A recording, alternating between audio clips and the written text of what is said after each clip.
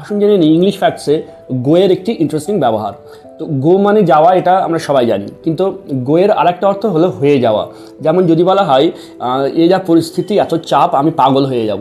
তো এই পাগল হয়ে যাব, পাগল ইংলিশটা তো ম্যাড, কিন্তু হয়ে যাওয়া ইংলিশ আমরা জানি বিকাম বা বি।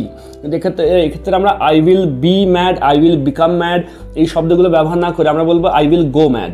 তো গো ম্যাড মানে এখানে বোঝাচ্ছে হয়ে যাব, আই উইল গো ম্যাড, আমি পাগল হয়ে যাব। আবার যদি কাউকে বলি যে এত গরম পড়েছে, এই গরমে মাথা কামিয়ে নাও, অর্থাৎ ন্যাড়া হয়ে যাও।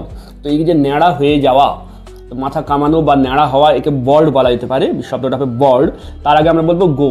তো গো বল্ড, ইন দিস সোয়েল্টারিং হিট গো বল্ড, অর্থাৎ এই গরমে বা এত ভ্যাপসা গরমে, এত পচা গরমে মাথাটা কামিয়ে নাও, ইন দিস সোয়েল্টারিং হিট গো বল্ড।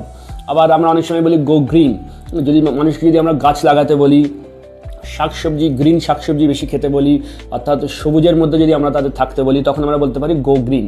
তো এই হচ্ছে গোয়ের একটা ইন্টারেস্টিং ব্যবহার।